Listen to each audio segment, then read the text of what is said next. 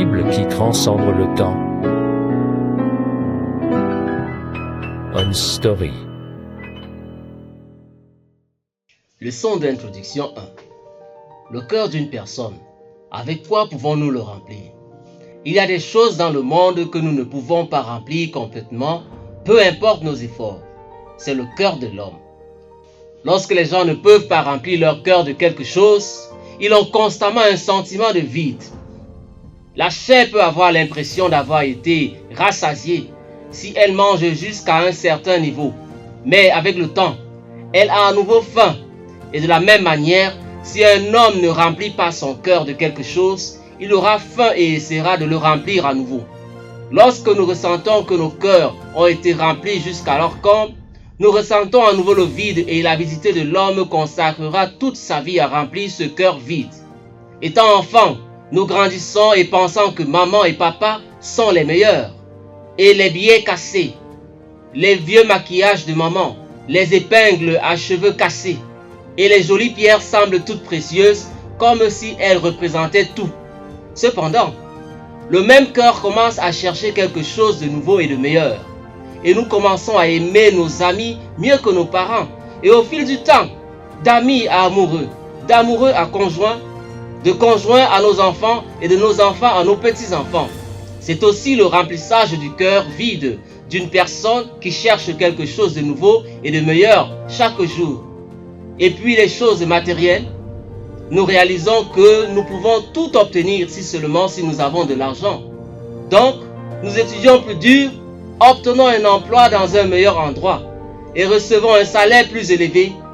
Démarrons une plus grande entreprise et essayons de remplir nos vies avec plus de matériel et d'argent. Mais avec les choses matérielles que nous avons rassemblées, après avoir étudié et travaillé en vain, nous fondons une famille avec amour, vivant d'un loyer mensuel à un loyer annuel et d'un loyer annuel à sa propre maison de 60 mètres carrés, de sa propre maison de 60 mètres carrés à sa propre maison de 80 mètres carrés, et de sa propre maison de 80 mètres carrés à sa propre maison de 105 mètres carrés.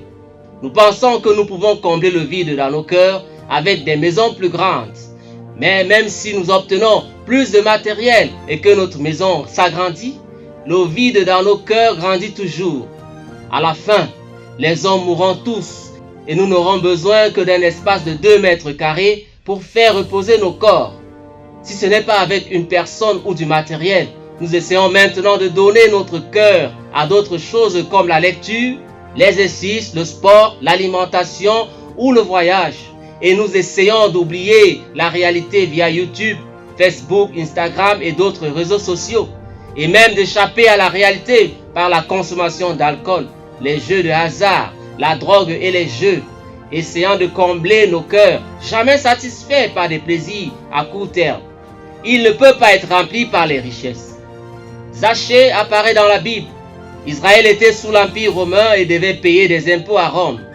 À cette époque, les collecteurs d'impôts prélevaient de l'argent au-delà de l'impôt, dont le surplus était accumulé dans leur propre richesse. Les Juifs le savaient très bien. Ainsi, les collecteurs d'impôts sont devenus l'objet de la haine des Juifs. Zachée était aussi le collecteur d'impôts en chef. Alors, quelle quantité de richesse a-t-il accumulé? À quel point a-t-il été haï? Mais même lorsqu'il recevait toute cette haine, il pensait toujours que le matériel et l'argent pouvaient remplir son cœur. Il pouvait supporter toute la haine, les imprécations et le fait d'être pointé du doigt. Cependant, son cœur était toujours non comblé à vide. C'est pourquoi le riche Zachée vint à Jésus et confessa. Mais Zachée, se tenant devant le Seigneur, lui dit, « Voici, Seigneur, je donne aux pauvres la moitié de mes biens, et si j'ai fait tort de quelque chose à quelqu'un, je lui rends le quadruple. » Ce n'est qu'en remplissant son cœur de Jésus qu'il a pu quitter la vie matérialiste qui était tout pour lui. Après tout, notre fin ne s'arrêtera pas à moins que la cupidité en nous ne soit contrôlée. Quand on a posé la question à l'homme le plus riche qui ait vécu sur terre, appelé Rockefeller, de savoir quelle somme d'argent serait suffisante pour vous, il a répondu, juste un peu plus encore. Il ne peut pas être rempli. La Bible dit, Celui qui aime l'argent n'est pas rassasié par l'argent, et celui qui aime les richesses n'en profite pas. C'est encore là une vanité. Nicodème apparaît dans la Bible. Nicodème était un pharisien et un fonctionnaire des Juifs. Un fonctionnaire juif était la personne qui avait le pouvoir d'un député aujourd'hui. C'était aussi un homme riche qui connaissait très bien la Bible, respectait les gens et moralement irréprochable. Il devait cependant venir à Jésus, car il ne pouvait pas remplir son cœur de tout le matériel de ce monde qu'il possédait. Ici, Jésus dit à Nicodème, en vérité, je te le dis, si un homme ne naît de nouveau, il ne peut voir le royaume de Dieu. Et en vérité, je te le dis, si un homme ne naît d'eau et d'esprit, il ne peut entrer dans le royaume de Dieu. Alors, que signifie naître de nouveau? Avant la création, le monde était informe et vide, avec des ténèbres. Mais la nouvelle vie que nous recevons en croyant en Jésus-Christ, c'est la nouvelle naissance. Une personne qui n'est pas née de nouveau par Jésus-Christ est vide. La Bible parle des chrétiens qui s'identifient en Jésus-Christ ainsi. Si quelqu'un est en Christ, il est une nouvelle créature. Les choses anciennes sont passées. Voici, toutes choses sont devenues nouvelles. Il ne peut pas être rempli des personnes. Il y avait une femme inconnue qui vivait dans la ville de Samarie en Israël. Même s'il faisait si chaud en Judée et que les gens ne se déplaçaient pas, cette femme est venue puiser de l'eau à la 6e heure dans la Bible, ce qui correspond à 12 heures de l'après-midi de notre époque. Elle a fait cela pour éviter l'attention des gens. Pourquoi est-ce que cette femme fuyait les gens? C'est parce qu'elle avait eu 5 hommes et qu'elle vivait maintenant avec le 6e homme. Pourquoi a-t-elle dû vivre avec autant d'hommes? Parce qu'elle espérait combler son cœur avec ces hommes. Mais elle fut déçue.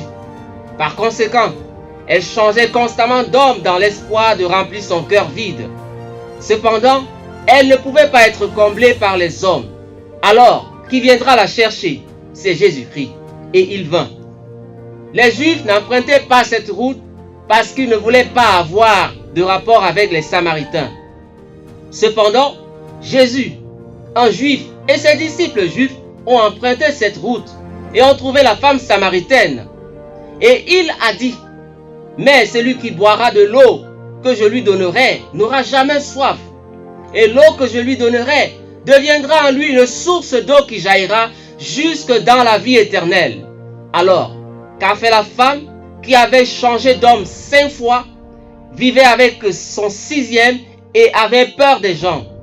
La Bible dit, puis, laissant sa cruche d'eau, la femme retourna en ville et dit aux gens, venez voir un homme qui m'a dit tout ce que j'ai fait. Ne serait-ce point le Christ? Lorsque son cœur a été rempli de Jésus-Christ, elle n'avait plus peur des gens, ni honte d'elle-même. Le cœur de l'homme, le cœur vide, ne peut être rempli que de Jésus-Christ. Jésus dit, je suis le pain de vie. Celui qui vient à moi n'aura jamais faim, et celui qui croit en moi n'aura jamais soif. Si quelqu'un a soif, qu'il vienne à moi et qu'il boive. Celui qui croit en moi, des fleuves d'eau vive couleront de son sein, comme dit l'Écriture. Venez à moi, vous tous qui êtes fatigués et chargés, et je vous donnerai du repos. Prenez mon joug sur vous et recevez mes instructions, car je suis doux et humble de cœur, et vous trouverez du repos pour vos âmes, car mon joug est doux et mon fardeau léger. Votre cœur vide ne peut être rempli que de Jésus-Christ. Vous pouvez le remplir avec la parole de vie. Nous continuons de montrer la vie d'un chrétien qui croit vraiment en Jésus-Christ et qui remplit son cœur de la parole de vie.